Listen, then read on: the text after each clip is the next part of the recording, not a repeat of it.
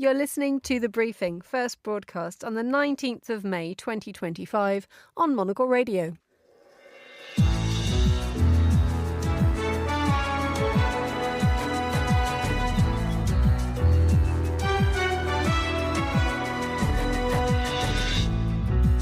Hello there and a warm welcome to The Briefing, coming to you live from Studio One here at Midori House in London. I'm Emma Nelson, and coming up on today's programme, a deal is done between the UK and the EU to reset relations. We'll ask what this actually means.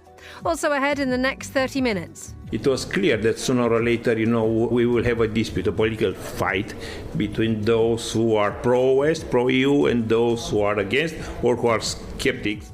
As the Liberal pro-EU mayor of Bucharest comfortably wins the Romanian presidency, we hear about the country's growing political divide.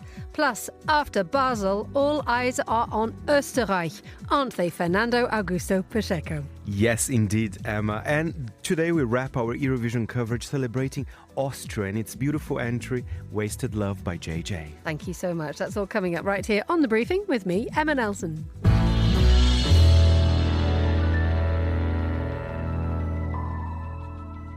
So has the reset button finally been pushed between the UK and the European Union?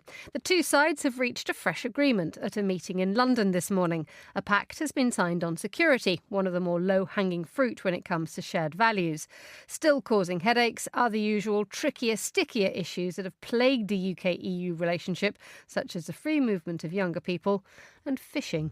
Well, Chris Lord is Monocle's executive editor. He has been reading the runes this morning to try and find out what's going on. Welcome, Chris. Good to be with you. Just go through the detail of what's in the agreement here. So, look, you kind of sketched it out quite well there. I think we've got, over the weekend, UK, EU negotiators, as we're told, down to the wire, getting through the fine print of some kind of deal. And it is, however it's framed, it is a reset here. This is a reset deal. So, as you mentioned, there's a security partnership which includes there's a £150 billion EU rearmament fund. So far, the UK, which frankly has a huge defence sector that EU desperately wants to buy from, has been locked out of that. Now suddenly the UK's drone manufacturers, jet manufacturers, all this stuff can start to suddenly get orders from that thing. So that's a big boon for the UK. There's a reduction in checks on British produce sold in Europe, and you've also seen some of the sort of emissions trading schemes come together. Now, what does the EU get for all that? Well, they get fishing rights in British waters for another 12 years, as in the current setup continues with an expiry date now of 2038. Of course, if you remember, this was the exiting the EU deal that was negotiated by the Conservatives under Boris Johnson. Those same terms will give EU boats access until 2038. The UK had sought a sort of 4 to 5 year extension. They've gone a little bit longer to 12 years, but fundamentally they've not really given that much. Now, there's a few bits here that are still yet to be worked out. The big one is, will British travellers still have to queue up like as if they hold a passport from the US or the Congo in the all passport section, or will they be able to use the e-passports gates? That is still being worked out. Some outlets are reporting that's all sorted. It isn't. It's still got some time to go yet before that gets nailed down. And the reason for that is because the EU is tying it to a proposed youth mobility scheme that would give young people from the EU and indeed from the UK more access to kind of go between each other's markets and to work freely and so on and give access. However we phrase this, these are still some sticking points here, because that is probably the most visible sign of Brexit, of everybody lining up in the all passports queue for British travellers. That's, I suppose, for a lot of people what immediately changed.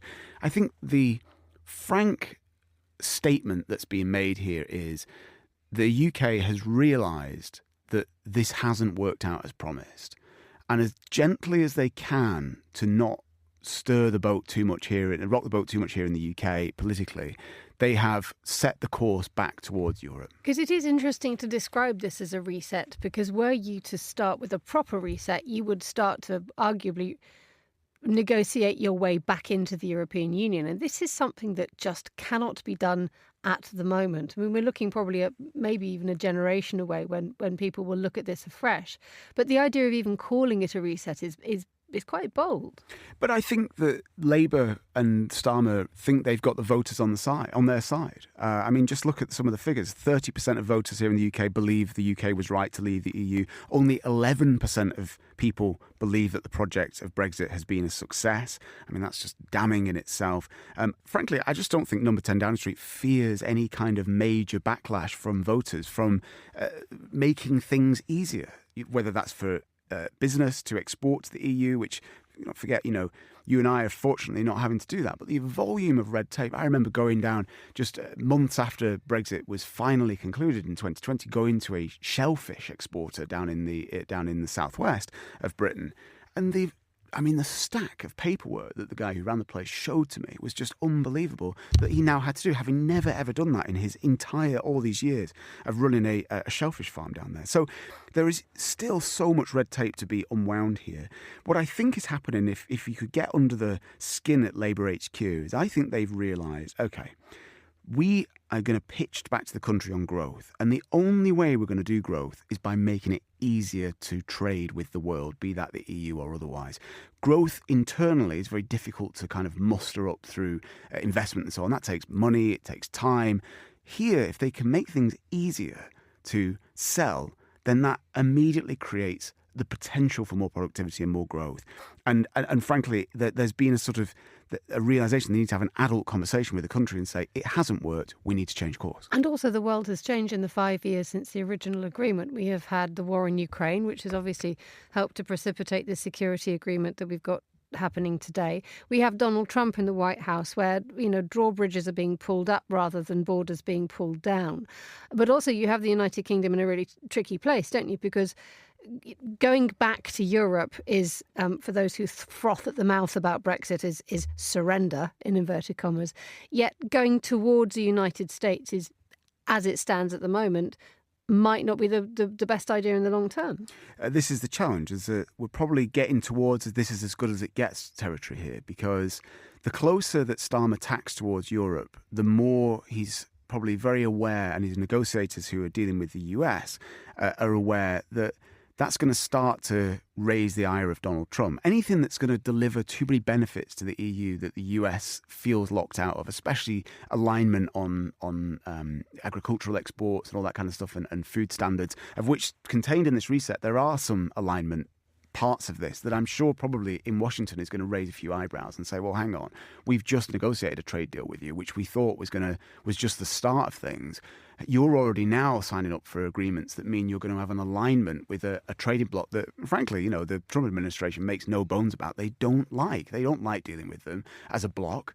And talk about them in a very adversarial terms. So I think there's going to be there is a sort of as good as it gets moment that's coming down the line. And so far, Starmer, he may have troubles with the voters here. He plays well internationally. The question is whether these roadblocks that stand between going any further with the EU, what that actually means for UK growth. And of course, all this has to be viewed through the lens that on the opposite side of the aisle, the Tories, the Conservative Party, are a diminished force, and Nigel Farage's reform, Brexiteers to their core, are on the ascent. Just finally, when we talk about the way, just talking about Keir Starmer doing quite well abroad at the moment, it does go into this wonderful, the absolute essence of soft power, doesn't it? That at the moment, Keir Starmer offers positive things to the United States, to the European Union, having a really tough time at home.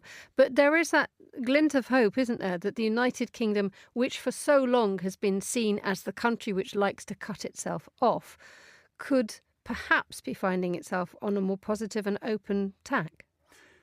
Keir Starmer has been a convener. He's brought nations together, especially around Ukraine, the coalition of the willing, as it's been called, of nations that want to try and secure and be a guarantor of peace, even if the US decides no longer to do that on the continent. I think, look, Global Britain was the name that was given to this sort of post-Brexit future by by Boris Johnson in large part, was very much something he put himself behind in a very boosterish sense. And some people sort of thought that was positive, and he thought things like COP and global agreements on climate, and indeed in Ukraine as well, in leadership terms, he thought that was very powerful. But the reality is that for a long time, Britain has sort of dashed on its own rocks a bit and put itself into a bit of a corner. No one quite knows what they want from the world. I think, Starmer, there is a sort of pragmatism here that people again can work with, rather than a sort of ideological boosterism that defined a lot of that Brexit and post-Brexit period. This country has been searching for a role in the world in a diminished economic force as it is, but diplomatically it is sort of finding its old feet again as a convener. But this is tentative, and there is a meeting today in Lancaster House which they'll essentially ink this deal, and the finer points will continue to be worked out. But it does show what's possible. Let's call it 3 trade deals in a fortnight is not bad going. Chris Lord, thank you so much for joining me in the studio. It's 10 minutes past midday here in London. You're listening to The Briefing with me, Emma Nelson. A quick look now at the day's other news headlines. Here's Carlotta Rebello. Thanks, Emma. Israeli strikes killed 20 Palestinians overnight after Tel Aviv agreed to lift its 10-week blockade of Gaza. The halt of aid deliveries has left the enclave on the edge of famine. A U.S. congressional committee has approved President Donald Trump's massive tax cut bill after days of Republican pushback.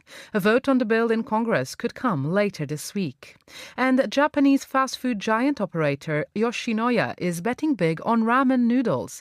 In a hunt for new areas of growth, the firm is targeting a 10-fold jump in operating profit from its ramen business. Those are the day's headlines. Back to you, Emma. Thank you very much indeed, Carlotta. Now, after a hard-fought race, Nicușor Dan has won Romania's presidential election. The centrist mayor of Bucharest dealt a sharp blow to the populist surge and reaffirmed Romania's place in the European mainstream. Still, many back the hard-right candidate George Simion, whose nationalist message and controversial foreign policy positions about the Ukraine sparked concern. Well, Monocle's Laura Kramer heard from the former national security advisor for the Romanian President Pacheco and Associate Professor for International Relations at the National Intelligence Academy, Iulian Fota, about Romania's growing political divide. He began by talking about the deepening gap between pro-Western and anti-EU groups. I am not surprised with the situation we have.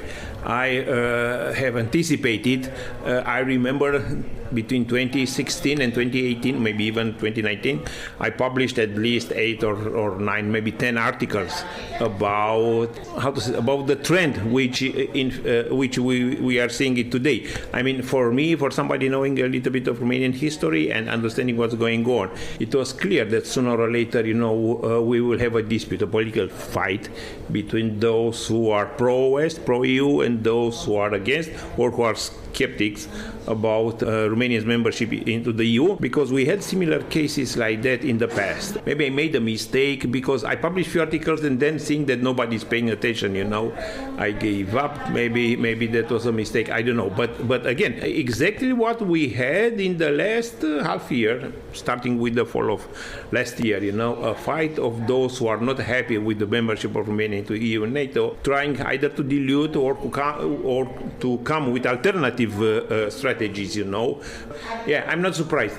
I don't want to say that I anticipated the moment because that's quite difficult, but definitely I published articles about the moment will come when we will have to defend our Western values and our Western orientation, and the domestic political dispute will take place. It's really interesting because being a frontline state, given the war in Ukraine and everything that's happening there, it's surprising that especially at this time this is happening. This is another aspect which deserves to be discussed. I know that Romania is a frontline state because I deal with international relations for a long time. But if you ask the Romanians, I don't think that we understand. I mean, and this is the mistake of the government of the Romanian state, not spending too much time on talking with our own citizens about what's going on geopolitically, internationally. I don't think that the Romanians are understanding the stakes, that we are a frontline state. Nobody told them that. The previous president, they made a big mistake not talking with the population, trying not to panic them, trying, maybe they done their best not to scare people. But on the other hand, without understanding what's going on, you don't take properly, the right stakes and you make mistake, as is this attitude on supporting Mr. Simeon. And in terms of bringing the country back together after such a tough Honestly, election? I don't know how we'll do that. That's an issue of huge importance, because if you look at the so-called 7 steps for active measures, the Russians are using this doctrine, when they want to run hybrid actions, hybrid aggressions. The first step is find a crack, Romania, it was never a hospitable or favorable environment for Russian influence. Unfortunately, some things happened. So this social frustration and economic frustration which we see for the moment is through a natural one and should be taken into consideration. So the crack is quite significant, is quite open, is not only a social one, it's also an ideological one. So the gap is quite significant. It is possible to be overcome, but we need a special strategy, and that strategy should start from the very poor social and economic conditions of those individuals, and also should start from the very low level of education they have. I don't think that we do enough on our mass media, state-owned or private-owned, to educate people. In a way, I go back to your question about the frontline state. We need to do more to educate Romanians, to let our historians and scientists to tell them, including the fact that the earth is round, and to fight against all kinds of conspiracy theories which are fooling our people. That's Julian Fota there talking to Laura Kramer in Bucharest. You're listening to The Briefing on Monocle Radio.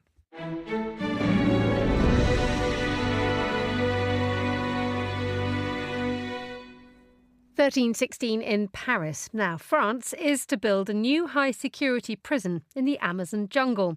The French Justice Minister Gérald Darmanin said the jail will be built at Saint-Laurent-du-Maroni in the northwest of French Guiana.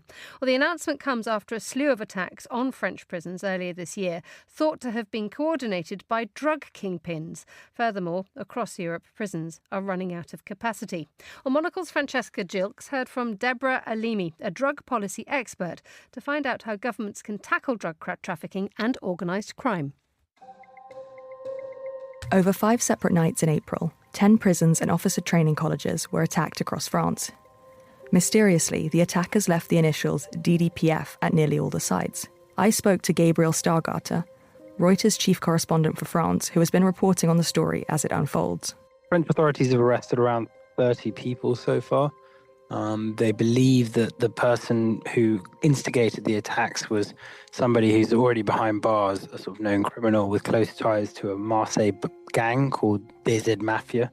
They believe that he set up this mysterious Telegram group, which was used to kind of advocate for French prisoners' rights, but also used as a sort of coordinating method to coordinate some of these attacks. So this is where the DDPF come in? Immediately after the attack, police began investigating this recently created Telegram group called DDPF, which is Droit des Prisonniers Français. It was a slightly odd group because it sort of seemed to kind of advocate for the rights of prisoners and against this government crackdown on prisons, which is being led by Justice Minister Darmanin. The modus operandi of the group didn't really sound much like major gangsters. It sounded more like maybe a sort of political movement or something like that. Gwenola Ricardo is a French prison abolitionist writer and assistant professor of criminal justice at the California State University. I wanted to know about the origins and history of prison abolitionism in France, and whether there was any precedent for the political ideas that DDPF were claiming to promote. It's only in the 70s that some people and some groups self-identified as abolitionists, and it's usually what we consider the beginning of the abolitionist movement. In France, a lot of the abolitionist movement began in the 70s, and it's closely related to another event that was observed all over Western countries, prisons, a lot of prison revolts. And in France, in the 70s, we had the creation of 2 important political groups, the first one being Prison Information Group, in French, Groupe Information Prison. That was like the beginning of a very critical, radical perspective on the prison. There's another group that was created in the 70s that is also very important, is the Prisoners Action Committee, and that was organized by former prisoners and prisoners themselves. I was also curious about what she made of the group DDPF, who had claimed the attacks were an effort to promote prisoners' rights. The very few words we have heard about them and the kind of demands they have, it's about prisoners' rights. They're complaining about the new type of prisons that rely mostly on a very harsh type of solitary confinement. Last week, lawmakers in France approved a major new bill to combat drug trafficking. The new bill, part of France's crackdown on organised crime, will see a number of France's most dangerous traffickers being locked up in high-security units in the coming months. I spoke to Deborah Alimi to better understand the different strategies governments might take to effectively tackle drug trafficking. In recent years, France has increasingly been portrayed, and especially in political and media discourses, as a country overwhelmed by crime, right? And particularly in connection with drug trafficking. Of course, there is an increase of urban violence in France and in cities like Marseille, but also Paris, Lyon, Lille, Dijon, Grenoble, and, well, a bunch of different cities. In terms of numbers, you have drug seizures that have reached record levels. In 2024, the French customs, for example, intercepted 111 tons of illegal drugs, including over 50 tons of cocaine. While these developments are real, the way they can be framed in the public discourse tend to blur the reality of the issue of organized crime and can be misleading. You have this alarmist narrative using mainly drug supply indicators like seizures, like arrest, and so on. But those indicators also reflect the response from law enforcement to organized crime. So they are only one indicator of the amplitude and the scope of the drug issue. I then asked her whether she thought France's current crackdown would be effective and what alternative policy strategies were available to the French authorities. From my point of view, without understanding the drug problem as a plural, in its plurality, in its multidimensionality, without reinvesting also in socioeconomic support, in education, in urban design, in housing. I'm saying urban design because when you look at how violence spread in Marseille, Paris, Lyon, Lille, also the way the city and the cité are designed also play a role in the way the violence is possible or not. So without reinvesting in all this dimension, without reinvesting in community-based prevention, in health system as well, we are only treating the symptom of the drug trade and not the root cause of that allow organized crime to grow. Whether the DDPF are gangsters in disguise or a radical protest group, the attacks crystallize some of the issues lawmakers need to contend with when tackling organized crime. As Europe becomes the world's largest market for cocaine, countries from Italy to the Netherlands are tightening organized crime laws and expanding their prisons. In France and elsewhere, these moves are political as well as practical and often fail to address the deeper causes of the trafficking trade.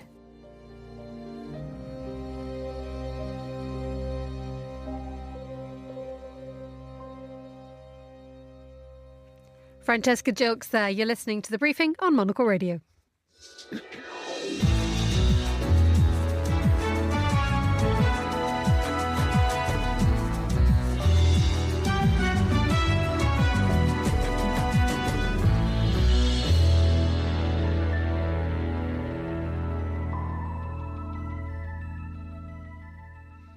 Now the dust has finally settled on this year's Eurovision Song Contest. With debriefs and dissections done of Basil's job on Saturday night, we now move on to Austria. And it's all down to this man, JJ, who won with Wasted Love.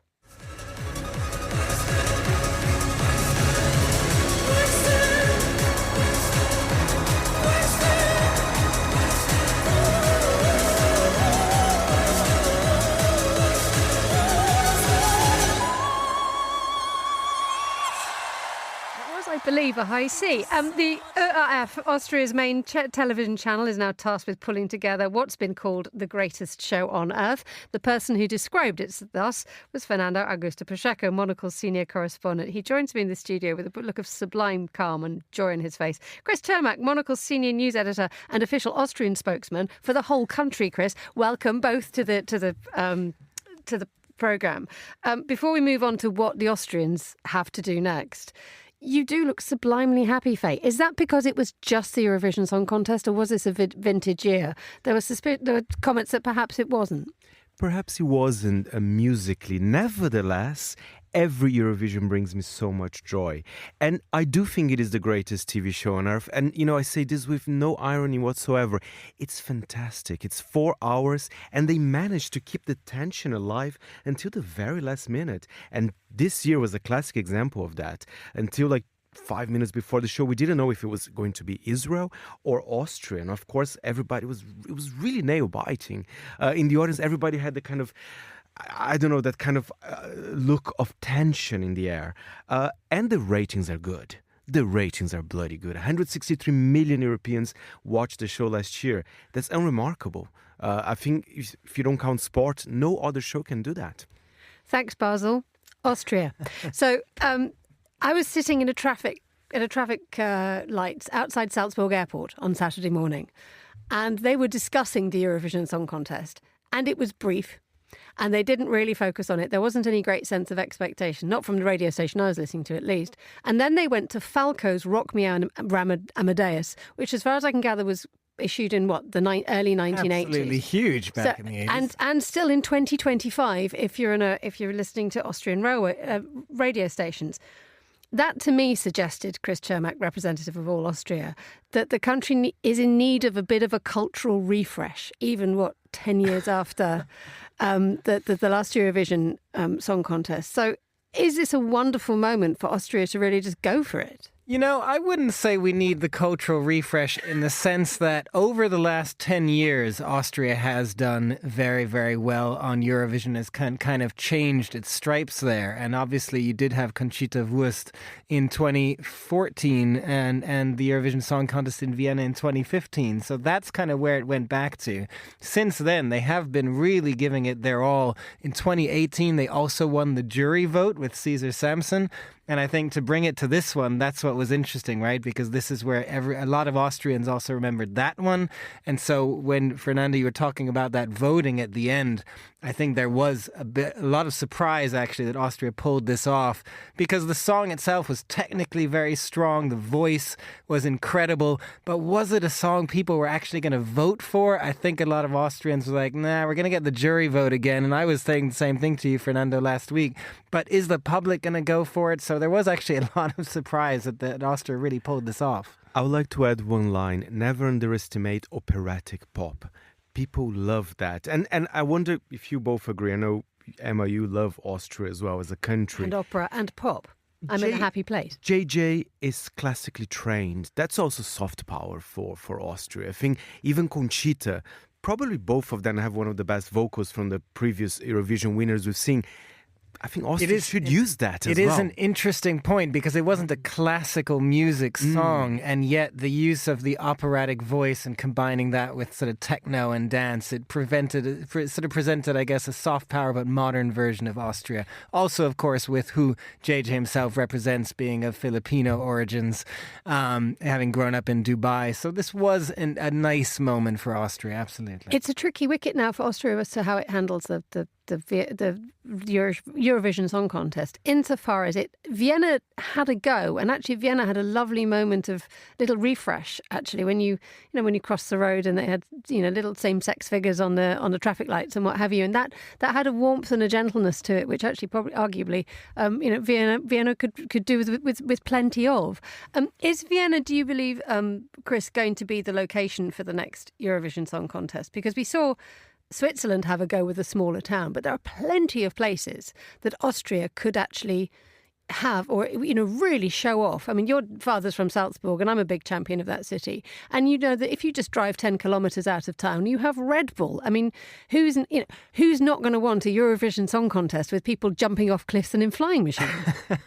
You're absolutely right, Emma. There are a lot of places in Austria that could potentially host this in terms of just what Austria is known for, the mountains, the alpine life, and you have some beautiful cities, Salzburg, Innsbruck and others.